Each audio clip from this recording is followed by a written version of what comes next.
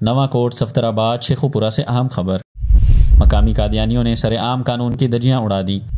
मुस्लिम allot शुदा कब्रिस्तान में असलहे के जोर पर कादियानी मुर्दा दफन।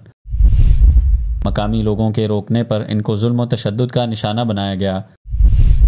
नाज़रीन, आपको बताते चलें कि नवा कोट चक 79 में यह वाक़या उस वक़्त पेश आया जब मकामी कादियानियों की तरफ से गैर कानूनी तौर पर मुस्लिम अलाट शुदा कब्रिस्तान में असलहे के जोर पर कादियानी मुर्दा दफन किया गया। मकामी मुसलमानों की जानिब से रोके जाने पर असलहा ताना गया और डंडों के जरिए से उनको मार मार कर जख्मी किया गया।